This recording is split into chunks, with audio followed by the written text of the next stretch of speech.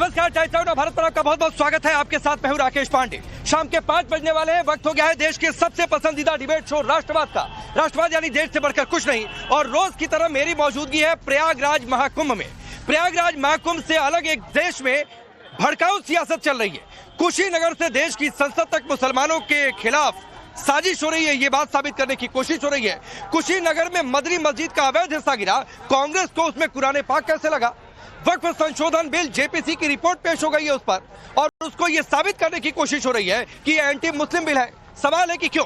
करेंगे इस पर चर्चा, लेकिन सबसे पहले आप एक रिपोर्ट देखिए।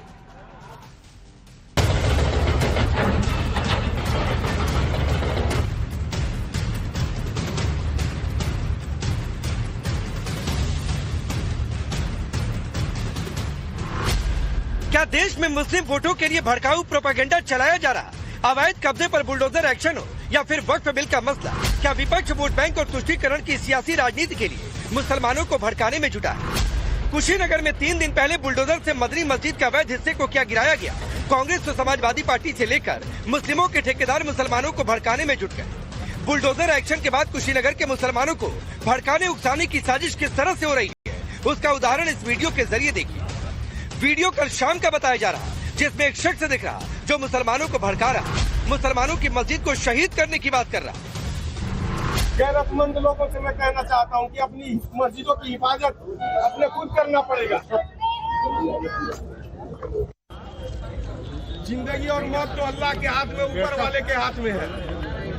मैं यहाँ के लोगों से कहना चाहता हूं कि आपने क्या किया था जब हमारी मस्जिद को शहीद किया जा रहा था। आज 26 साल से जो है 26 साल से हमारी मस्जिद यहाँ पे थी, आज उसको बिना बताए, बिना कोई परमिशन के जो शहीद कर दिया जा रहा है। इससे पहले कल अजय राय के नेतृत्व में कांग्रेस का डेलीगेशन कुशीनगर पहुंचा। सवाल वोट बैंक का था, तुष्टीकरण की सियासत करनी थी, तो कांग्रेस नेताओं ने योगी सरकार के खिलाफ मुसलमानों को उकसाने की पूरी कोशिश की। अजय राय ने तो सीधे सीधे आरोप लगा दिया कि सरकार ने अपनी नाकामी छिपाने के लिए कुरान पाक को जमींदोज करने का काम किया। ये दुर्भाग्यपूर्ण है और ये पवित्र स्थान को तोड़ा है योगी सरकार ने, और बिना बात का तोड़ा गया है।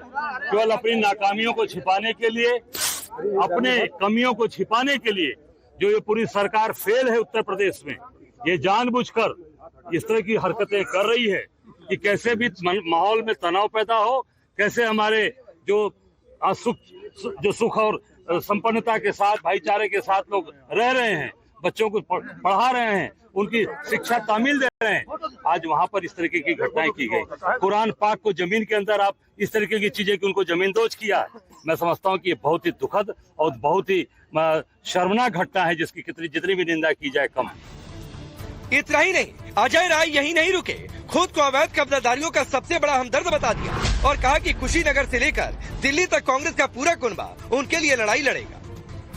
निश्चित तौर से इनके साथ हम खड़े हैं और पूरी ताकत के साथ कांग्रेस पार्टी यहाँ से लेकर दिल्ली तक खड़ी है, और ये पूरी तरीके से योगी के इशारे पर, योगी यहाँ के मुख्यमंत्री की योगी के इशारे पर ये सब कार्रवाइयां हुई हैं। इसके पहले बहराइच में की गई ऐसी घटना, उसके बाद संभल में की गई, और फिर ये घटना आज ये कुशीनगर के हाटा के आज इस मस्जिद और इस मदरसे पर की गई। इस पर मुख्यमंत्री को बाकायदे इसके लिए पत्र लिखेंगे और उस पर निश्चित तौर से हम लोग इनके साथ खड़े हैं, और कानूनी में न्यायालय में जहां भी हमारी मदद चाहेंगे, कांग्रेस पार्टी का पूरा जो कुनबा है हमारे जो हाई कोर्ट से सुप्रीम कोर्ट से जितने भी बड़े वकील हैं, सब इनके साथ खड़े रहेंगे। इससे पहले समाजवादी पार्टी का 18 नेताओं का डेलीगेशन कुशीनगर पहुंचा और आरोप लगा दिया कि सरकार दंगा कराना चाहती है, इसीलिए मस्जिद पर बुलडोजर एक्शन किया गया। तो यह जो है कानून को हाथ में लेकर के, जो संविधान को हाथ में लेकर के जो गैर कानूनी कार्रवाई सरकार इसलिए किया जो है कि यहाँ कुशीनगर में भी एक बड़ा दंगा हो जाए और यहाँ भी माइनॉरिटी के लोगों को कुचल दिया जाए। लेकिन माइनॉरिटी के हमारे साथियों ने जो है अपना जो धैर्य का परिचय दिया है कि यहाँ ने प्रशासन ने जो दंगा फैलाने का इस साजिश किया था, उस साजिश को इन्होंने शांति से का परिचय दे करके दंगे को जो है नाकाम कर दिया। सरकार द्वारा जो साजिश थी दंगे कराने की, उसको इन लोगों ने नाकाम कर दिया। समाजवादी पार्टी के नेता खुद कह रहे मुसलमानों ने शांति का परिचय दिया। अब सवाल है, कुशीनगर बुलडोजर एक्शन पर मुस्लिम पक्ष शांत है, तो फिर कांग्रेस और सपा के नेता इतने आग बबूला क्यों? सवाल ये भी है कि क्या मुसलमानों को भड़काने का काम किया जा रहा है, जिससे कुशीनगर को सुलगाया जा सके और सियासी रोटी सेकी जा सके। सिर्फ अवैध कब्जे पर एक्शन पर नहीं, मुसलमानों को वक्फ बिल के नाम पर भी भड़काने का काम जारी है। आज संसद में वक्फ बिल पर बनी जेपीसी की रिपोर्ट पेश की गई, तो कांग्रेस अध्यक्ष खड़गे ने रिपोर्ट को फर्जी बता दिया, तो इमरान मसूद ने सीधे सीधे इसे मुस्लिमों को टारगेट करने और नफरत फैलाने वाला बता दिया। वो नोट देने के बावजूद भी प्रोसीडिंग से निकालना और उन मेजॉरिटी मेंबर्स के व्यूज सिर्फ उसमें रखकर बुलडोज करना, ये ठीक नहीं है, ये कंडेमेबल है। तो आप डिसेंट नोट के व्यूज को प्रिंट करके या अपने रिपोर्ट में डाल के बोलना चाहिए, उसके बजाय उसको डिलीट करके अगर कोई रिपोर्ट होती है मैं उसको कंडेम करता हूं, और ऐसे फर्जी रिपोर्ट को हम कभी नहीं मानेंगे, सदन कभी नहीं मानेगा। देखिए, इतिहास के अंदर काले अक्षरों के अंदर ये लिखा जाएगा कि संख्या बल के आधार पर किस प्रकार से देश के अंदर, मैं सीधे कह रहा हूं, मुसलमानों के ऊपर कितना क्रूर व्यवहार ये करने का काम कर रहे हैं। ये हमारी सारी प्रॉपर्टी, हमारे सारे मस्जिद, हमारे सारे मदरसों के ऊपर इनकी निगाहें हैं और उन सबको हड़पना चाहते हैं। हम आखिर तक लड़ाई लड़ेंगे। देखिए, ये संख्या बल के आधार पर क्रूरता के साथ मुसलमानों के साथ व्यवहार करें, इसलिए पूरे देश में नफरत बांटो, और नफरत के लिए टारगेट है मुसलमान के खिलाफ जितनी नफरत परोसोगे उतना देश के अंदर तुमसे कोई सवाल नहीं करेगा। यही देश में चल रहा है। विपक्ष ने वक्फ बिल पर जेपीसी रिपोर्ट पर सवाल उठाए, डिसेंट नोट के व्यूज को डिलीट करने का आरोप लगाया, तो जवाब बीजेपी अध्यक्ष जेपी नड्डा ने दिया। नड्डा ने कहा, विपक्ष देश को तोड़ने वालों को प्रोत्साहित करने की कोशिश कर रहा है। एक तुष्टीकरण की राजनीति है। This is a politics of appeasement.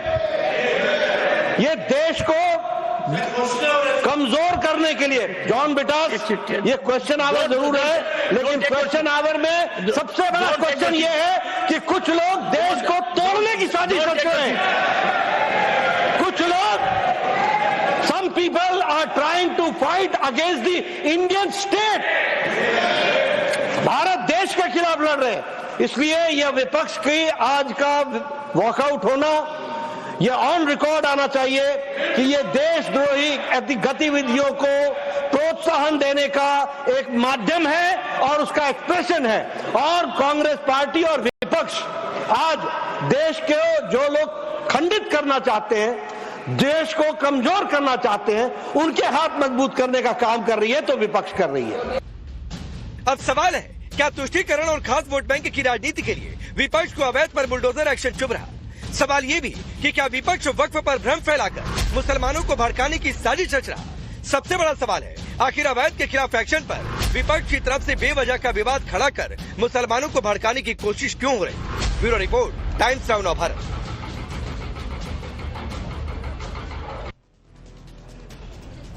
चलिए, आपने रिपोर्ट देखी। मैं सबसे पहले आपका परिचय आज के मेहमानों से करवाता हूं। शलमणि त्रिपाठी भारतीय जनता पार्टी के नेता और प्रवक्ता, अवधेश जी वरिष्ठ पत्रकार हमारे साथ जुड़े हैं, तारिक खान समाजवादी पार्टी के नेता और प्रवक्ता, जगदीश शर्मा जी है कांग्रेस पार्टी के नेता, हाजी नाजिम खान है मुस्लिम स्कॉलर के तौर पर। आप सभी का बहुत बहुत स्वागत है। मैं शुरुआत जगदीश जी आज आपसे करता हूँ, और सवाल बहुत सीधा सा है कि एक मस्जिद का अवैध हिस्सा गिरता है तो उसमें कुरान पाक कैसे दिख गया, कैसे लग गया कि कुरान पाक जमींदोज हो गया? जरा समझाइए। देखिए राकेश पांडे भाई, सबसे पहले तो मैं बता दूं कि जब से भारतीय जनता पार्टी संविधान का मजाक उड़ा रही है, एक कैंपी, अभी नड्डा जी को मैं सुन रहा था, जब बैठे थे शपथ ली थी, चाहे प्रधानमंत्री हो चाहे मंत्री, शपथ ली थी कि मैं सभी भाषाओं को, सभी आदमियों को साथ लेकर चलूंगा, द्वेष की भावना से राजनीति नहीं करूंगा। 14 साल से हो क्या रहा है? अरे भाई, तुम हमारा हिंदू धर्म, आप कुंभ में खड़े हैं, हिंदू धर्म को मानते हैं। हिंदू धर्म तो सबसे बड़ा धर्म है जो सब धर्मों की रक्षा करने वाला धर्म है। आज वो क्या रहा है, सुबह शाम हिंदू मुसलमान चल रहा है। भाई मंदिर मस्जिद की राजनीति से और भी बड़ी समस्याएं बाहर है, उस पर सरकार बात नहीं कर रही है, अपनी गारंटियों पर बात नहीं कर रही है, अपने व्यवहार। अरे सुनिए जगदीश जी, सर सुनिए ना, इतना ज्ञान और इतना लेक्चर की शुरुआत में जरूरत नहीं है। सवाल बहुत सीधा सा है, और आप संविधान के खिलाफ तभी जाकर खड़े हो जाते हैं जब आप एक वर्ग की भावनाओं को भड़काने की कोशिश करते हैं। और अगर आप अवैध हिस्सा गिरता है और उसको लेकर अगर आप ये कह दें कि कुरान पाक को जमींदोज कर दिया गया, तो क्या ये भड़काने वाली बात नहीं है? क्या ये एंटी कॉन्स्टिट्यूशन नहीं है? तो पहले मुझे जगदीश जी समझाइए, इधर उधर की बात नहीं है। आप पहले समझाइए कि अगर अवैध हिस्सा गिरा तो आपको कुरान पाक कैसे दिखा भाई, अब मुझे ये समझाइए और कुछ नहीं सुनूंगा मैं। आप कुंभ से बोल रहे हैं और हिंदू धर्म की बात कर रहे हैं, और मेरा हिंदू धर्म सभी धर्मों की रक्षा करने के लिए सबसे आगे रहना चाहिए, पर हो क्या रहा है, आज के हिंदू धर्मों की तोड़ने लग रहे हैं। अरे तो यहाँ पर किसी धर्म का नुकसान नहीं हो रहा है जगदीश जी, मैं कह रहा हूँ कि मैं इधर उधर बिल्कुल नहीं जाने दूंगा आज।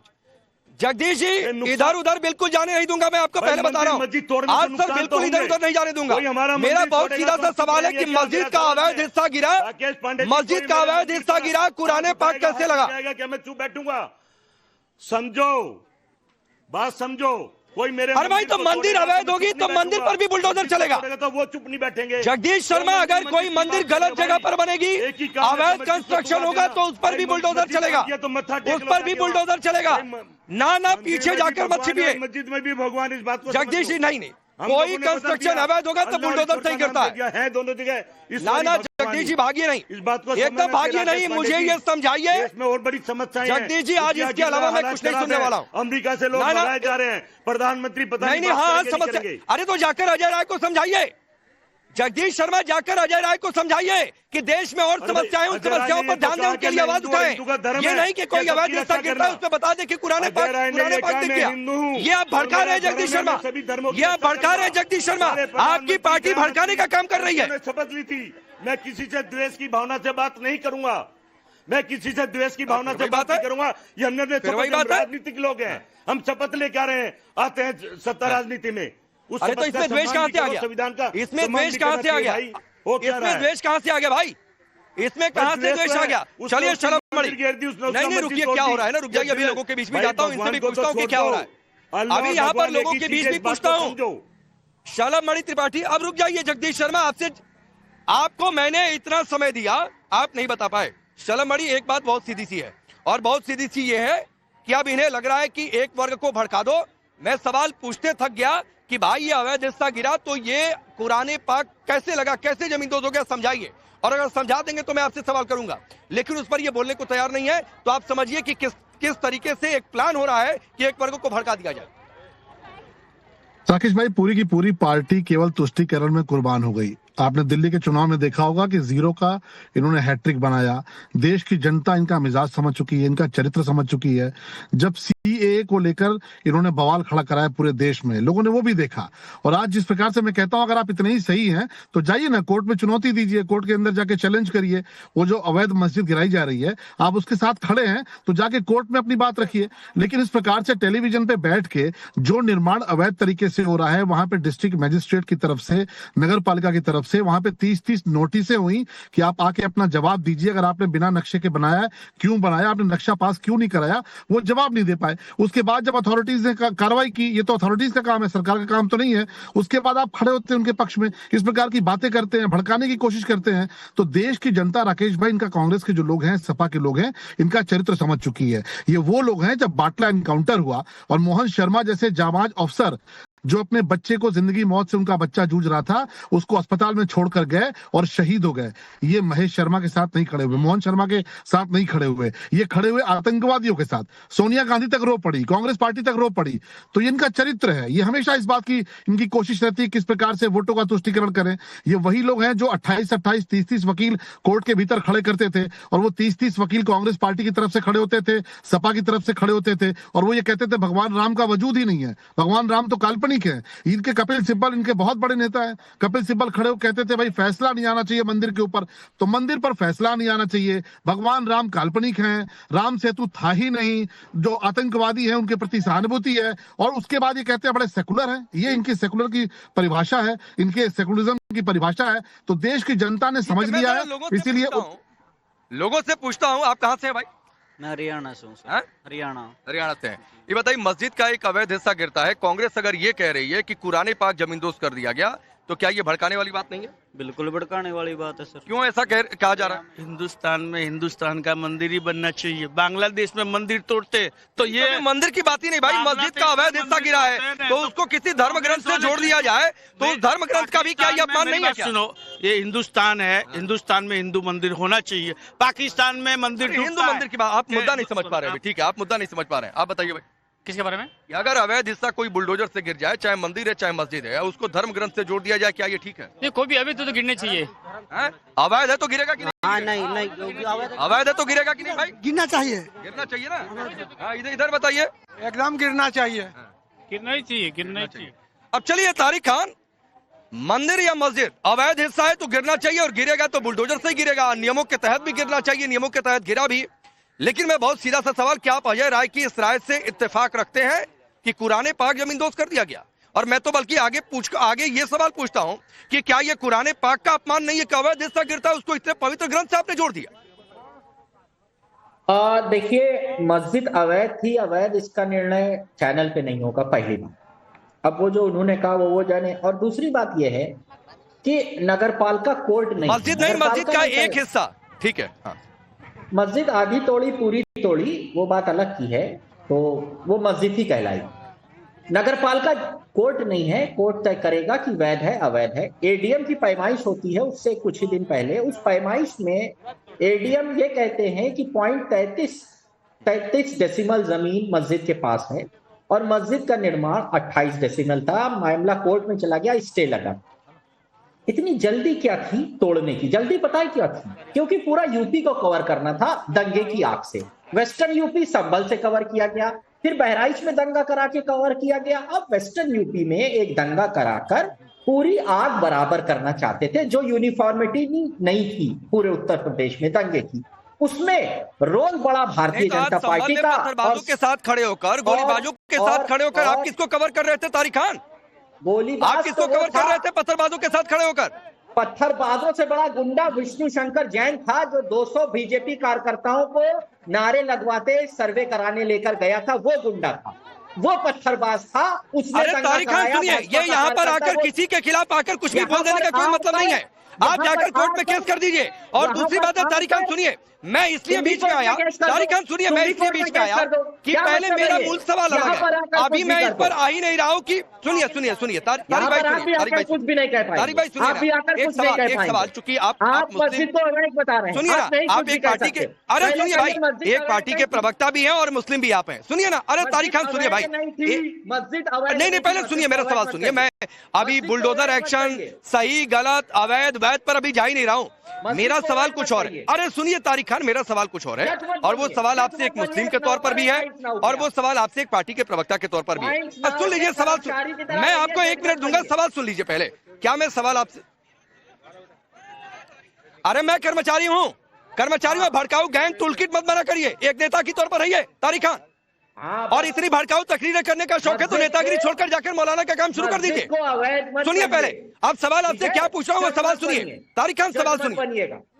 अरे मैं कुछ इसीलिए सुनिए तारिक खान, मैंने मस्जिद को अवैध नहीं कहा, मैं फिर दोहराता हूँ, मस्जिद का एक हिस्सा अवैध था जिससे गिराया गया, ये मैं फिर दोहरा रहा हूँ, मस्जिद का एक हिस्सा अवैध था। अब सुनिए तारिक भाई, सुनिए, अरे सुनिए तारिक भाई, मैं सवाल क्या कर रहा हूँ, सवाल मेरा यह है कि अवैध थी वैध थी क्या था वो कोर्ट फैसला करेगा।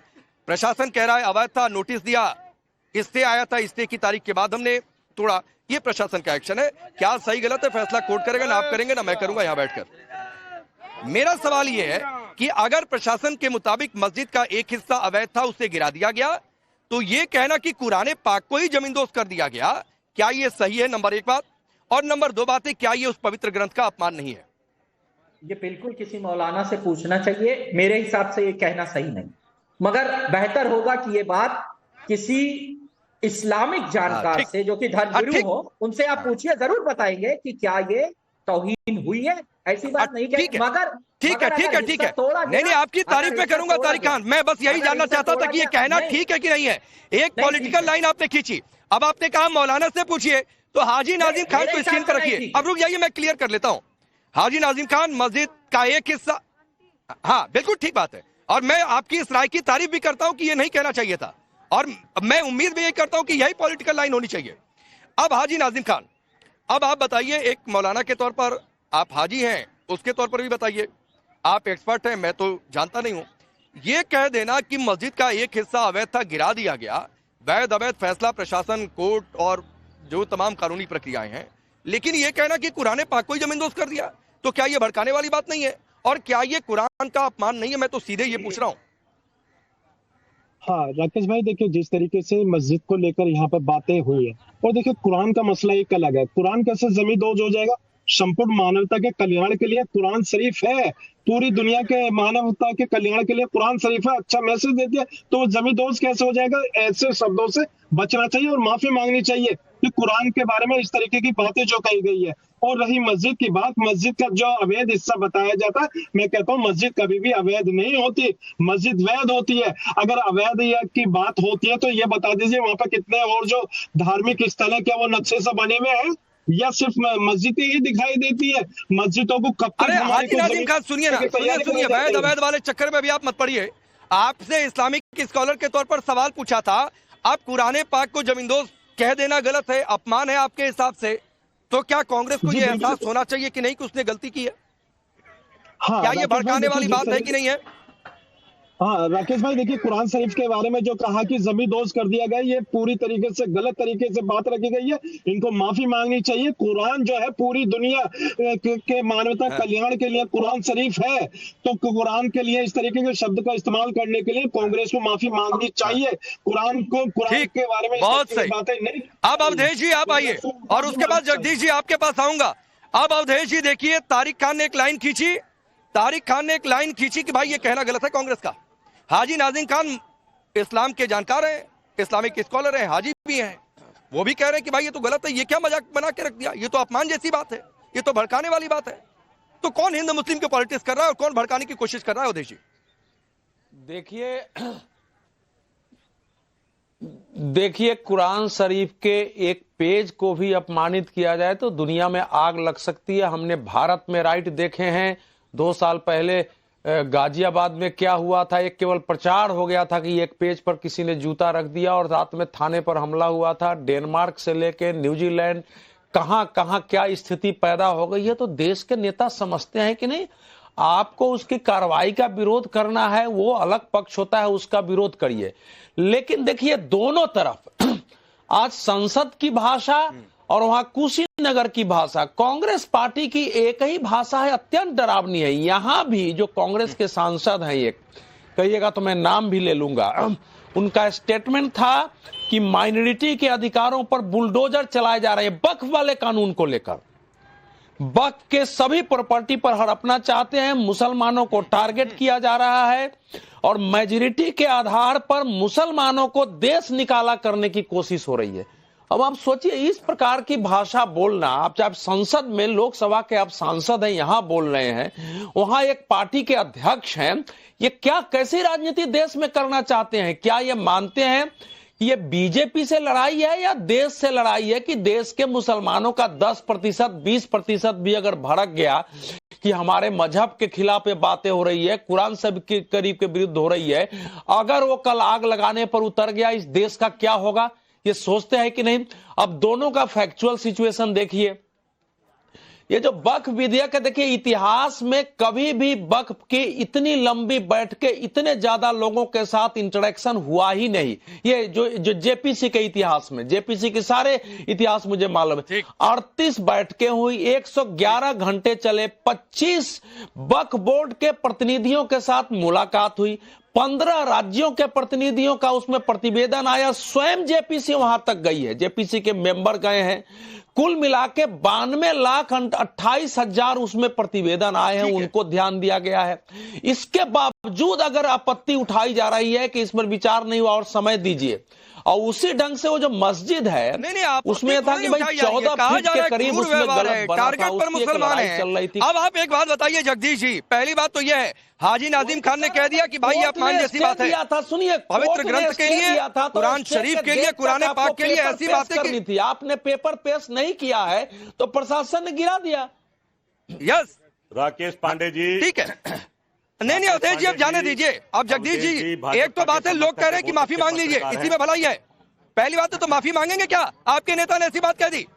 अवधेश, अभी मैं आपकी जवाब की बात देता हूं जवाब। देखिए, मैं हिंदू धर्म को मानता हूं और हिंदू धर्म में मंदिर या मूर्ति खंडित हो जाए तो अपमान समझा जाता है। नंबर 2, इसको छोड़ दे, मुसलमान भाषा को नहीं समझता हूं, पर अवधेश जी महाराज प्रभु जैसे बैठे हैं पत्रकार, वो तो क्या है, वो भड़काना चाह रहे हिंदू मुसलमान को, वो कह रहे मंदिर टूट गया, अब तक तो इतने लोग टूट जाने चाहिए थे। मैं बिल्कुल भाई इस तरह की बात मत करिए भाई। हम हिंदू मुसलमान सिख मैं ईसाई हिंदू सबको भाई मानते हैं और मैं गौरव करता हूं कि हिंदू पत्रकार महोदय, दूसरे धर्मों का भी उतना ही सम्मान करता हूं। बात से किसी मुस्लिम, सिख, मुसलमान ईसाई सभी को धर्मों का आगत सम्मान होती करता है हूं। तो मैं ये माफी बातें मांगता उधर हूँ, मैं उजुलूस की छोटा बात बन मत जाता हूँ किया भाई।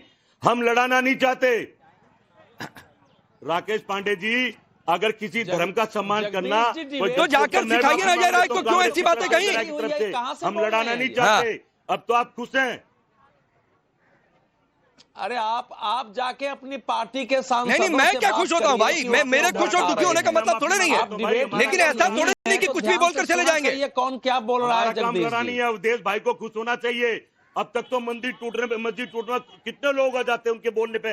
मंदिर टूटने पर मुसलमान नहीं आ रहे हैं और आपको जगदीश भाई डिफेंड करने से पहले सोचना चाहिए था। लोग हैं आपको जगदीश भाई डिफेंड करने से पहले सोचना चाहिए था। चलिए ठीक है। नहीं, सुनिए जगदीश जी, ये भड़काने वाली बात जो है, सुनिए, अरे जगदीश जी सुनिए, ये भड़काने वाली आपकी प्लानिंग सिर्फ यहाँ तक नहीं है। आप वक्फ को, जिस पर जेपीसी बनी, अभी संशोधन बिल संसद में आया है, इस पर भी बहस होगी कि भाई क्या रिपोर्ट है, क्या हुआ नहीं हुआ, इस पर संसद में भी चर्चा होगी। उसके पहले मुसलमानों के साथ क्रूर व्यवहार है, उसके पहले क्या तो टारगेट पर मुस्लिम है, तो ये भी तो भड़काने वाली बात है भाई। कब तक भड़काएंगे भाई? भारतीय जनता पार्टी पहले दिन से, चाहे ईडीओ, सीबीआई हर संस्था को तोड़ने लग रही है, चाहे चुनाव आयोग तो, चाहे जेपीसी का क्या मतलब रहेगा जब उन्होंने अपनी चलानी है? तो जब उन्होंने अपनी बात ओके करनी है, मनवानी है, तो जेपीसी का क्या मतलब है? कर लीजिए, आपका समय है। लेकिन ईश्वर की वोटिंग होती है, प्रस्ताव पर चर्चा होती है, भुगतना ही पड़ेगा जो कर रहे हैं। जिसका ज्यादा नंबर उसके प्रस्ताव पास हो जाते हैं, वहाँ चर्चा होती है। नहीं। अरे किसने चर्चा सुनी? किसी को बाहर भगा दिया, किसी का सुना नहीं, किसी के लेटर को सम्मिलित नहीं करा। जेपीसी में चर्चा होती है, मतलब क्या है ना, चर्चा के बाद वोटिंग होती है संसद में। वोटिंग में जिसका नंबर उसके प्रस्ताव पास हो जाते हैं। बंद कमरों में जो चर्चा होगी ना हाईकमान के इनकी, वही जेपीसी है भाई। बाय क्लोज उसमें जेपीसी ने डाला हुआ है। लेकिन आप किसी को गाली दे दीजिए, किसी कहिए सांप्रदायिक है या मुस्लिम विरोधी है, केवल उतनी बातें नहीं डाली गई है। बाकी जेपीसी में dissent note clause by clause डाला हुआ है, कोई पढ़े तो उसको कि नहीं अवधेश जी ये चाहते हैं, अवधेश जी ये चाहते हैं। और चलमणि सुनिए, रुकिए चलमणि जी, कांग्रेस पार्टी ये चाहती है। अरे रुकिए भाई, सुनिए, मतलब नहीं है ये तो जिसकी लाठी उसकी भैंस हो रही है। सुनिए इंतजार करना पड़ेगा भाई। हाँ, जेपीसी का कोई मतलब नहीं है ना, तो आप ये चाहते। अरे जगदीश जी, आपने किसी को जेपीसी में गाली दे दिया। चलमणि ये चाहते हैं कि वोटिंग भी हो जाए और इनके पास कम नंबर है तो इनके प्रस्ताव पास भी हो जाए। तो इस तर्क के आधार पर भले इनकी 99 सीटें आई, भले आपकी 240 आई, भले आपका गठबंधन मेजोरिटी में है, आपको कह देना चाहिए था, लो भैया तुम ही सरकार बना लो। जनता की रुक जाइए चलमणि, रुक जाइए। नहीं राकेश भाई, देखिए ये बड़ी सोची समझी रणनीति है कांग्रेस की। सबके जनता चुने हुए प्रतिनिधि हैं राकेश भाई, ये बड़ी सोची समझी रणनीति है कांग्रेस की, और ये पहली बार नहीं है। जगदीश शर्मा जी आपके टीवी चैनल पे माफी मांग रहे हैं, और इनके जो नेता है यही क्लिप बाहर भेजेंगे, वहां से इनको विदेशी फंडिंग शुरू हो जाएगी कि चलो भारत को अस्थिर करने का काम तो किया कांग्रेस ने, और ये बार बार कर रहे हैं। देखिए चाइना के साथ जब कन्फ्रंटेशन चल रहा था, हमारे सैनिक चाइना के सैनिकों को पीट रहे थे, तब राहुल गांधी कह रहे थे कि हमारे लोग जगदीश जी बीच में मत टोकिए, आप समझदार व्यक्ति है भाई, हम लोग ऐसे जुड़े हुए हैं, वर्चुअली जुड़े हुए हैं, ये मत करिए। राहुल गांधी बैठ के हमारे सैनिकों का मनोबल घटा रहे थे, चाइना के झंडे पे काम कर रहे थे। आपको याद होगा जब कश्मीर के भीतर एक बहुत खूंखार आतंकवादी का एनकाउंटर हुआ, तब उसको इन्होंने, राहुल गांधी ने एक ऐसा बयान दिया कि जिसको पाकिस्तान ने अपनी पार्लियामेंट में यूज किया और कहा देखो राहुल गांधी बोल रहे हैं कि वहां पर मानवाधिकारों की हत्या हो रही है। आज इस प्रकार का भड़काऊ बयान दे रहे हैं। तो ये जो विदेशों से फंडिंग होती है कांग्रेस पार्टी को देश के खिलाफ काम करने के लिए, ये उसका एक हिस्सा है। कांग्रेस पार्टी देश के खिलाफ लगातार काम कर रही है, और आप देख सकते हैं जिस प्रकार की भाषा इनकी है, और यहाँ पर ये कोशिश करते हैं कि दंगा हो जाए, फसाद हो जाए। जिस प्रकार से इन्होंने कुरान के बारे में जो शब्द इस्तेमाल किया है, आप बिल्कुल, अवधेश जी ने बिल्कुल सही बात याद दिलाई कि डेनमार्क में एक अखबार में कार्टून छपा था और पूरी दुनिया में बवाल हो गया था। आज अजय राय जी बोल रहे हैं, इनके बड़े नेता हैं, तो ये चाहते हैं कि देश अस्थिर हो, हिंदू मुसलमान आपस में लड़ता रहे, देश की बदनामी अंतरराष्ट्रीय स्तर पर होती रही है। किस प्रकार से प्रधानमंत्री जी कल गए हैं, वहां पर इनका इतना स्वागत हुआ, वेलकम हुआ, और इनके कांग्रेस पार्टी के नेताओं ने कितने ओछे बयान उस पर भी दिए। तो देश किस प्रकार से कमजोर हो सके, देश में दंगा फसाद होता रहे, देश में धार्मिक तुष्टीकरण होता रहे, धार्मिक बंटवारा होता रहे, कांग्रेस पार्टी की पूरी कोशिश होती है, और इसीलिए उसका जो अच्छे बयान आए, आधी तस्वीरें दिखाकर एक जो नैरेटिव सेट किया गया, पूरी तस्वीर हमने दिखाई और वो नैरेटिव फेल भी हो गया। लेकिन तारिक खान, एक आपने बात कही थी कि गलत कहा अजय राय ने, बहुत अच्छी बात है, आपकी एक पॉलिटिकल लाइन और मैं इसकी तारीफ भी करता हूं, गलत कहा और उसको कहना भी चाहिए कि गलत है। लेकिन मुझे एक बात बताइए, जिस तरीके से आप कह रहे हैं कि गलत और आपकी पार्टी के नेता ने कहा, लाल बिहारी यादव जी ने, कि सरकार दंगा फैलाने की कोशिश कर रही थी, तो मुझे यह भी बता दीजिए कि अगर ये लाइन कहना गलत है और ये अपमान जैसी बात है तो क्या ये दंगा फैलाने की कोशिश है कि नहीं? तो जो चीज कह गए वो गलत है, मगर उनके कहने का मतलब यही था कि ऐसा करने से दंगा हो सकता है और सरकार मतलब मत समझाइए तारिक भाई, सरकार मतलब मत समझाइए। आपने कहा कि अगर गलत है, अजय राय ने गलत कहा, नहीं कहना चाहिए था, तो क्या ये अनरेस्ट फैलाने की कोशिश है कि नहीं है? मैं सीधा सवाल पूछ रहा हूं, हाँ ना में जवाब दे दीजिए। धार्मिक ग्रंथ का और धार्मिक जगह का कोई आपस में कंपैरिजन नहीं है, इस बात को समझिए। वो चाहे हिंदू धर्म की धार्मिक ग्रंथें हो, मुसलमान की हो, सिख की, ईसाई की हो, उसकी बात नहीं करनी चाहिए। वो जगह भी पवित्र है, धार्मिक जगह भी पवित्र है और धार्मिक ग्रंथ भी पवित्र है, मगर ये दो अलग चीजें हैं, मिलाने की जरूरत नहीं। डिसेंट नोट पे एक बात क्लियर कर दूं, डिसेंट नोट को जेपीसी ने इंक्लूड नहीं किया था रिपोर्ट में। सुबह विपक्ष के जितने नेता थे वो अध्यक्ष जी से मिले, लोकसभा अध्यक्ष जी से, लोकसभा अध्यक्ष ने उसके बाद बुलाकर ये बात कही कि जो डिसेंट के सारे नोट है, जो जायज है, उसको इंक्लूड किया जाए। उसके बाद लाइब्रेरी में, हाँ ठीक है, वो आ गया ना।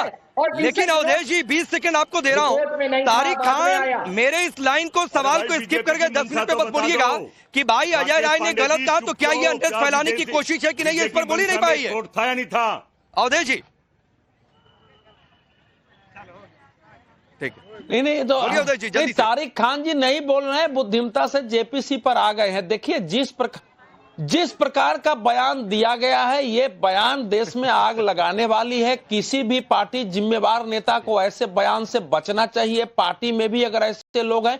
लेकिन अगर सेंटर लेवल पर इस प्रकार का बयान हो रहा है तो ये स्टेट लेवल पर उसी प्रकार से बयान दिए मैं आपको रोकता हूं। ऊपर तक अगर तारिक खान, आप अपने गठबंधन धर्म का पालन करते रहिए, लेकिन आपने कहा कि भाई अजय राय ने गलत कहा, जगदीश जी नहीं डिफेंड करना चाहिए था। जिस तरह से तारिक खान ने कहा कि धार्मिक स्थान, धार्मिक ग्रंथ अलग अलग हैं, सभी धर्मों का सम्मान करिए, अवैध हिस्सा था गिराया गया, आपको लगता है कि गलत हुआ है तो कोर्ट में जाइए सर, दरवाजे खुले हुए हैं, तो रात को 12 बजे भी अदालतें चलती हैं।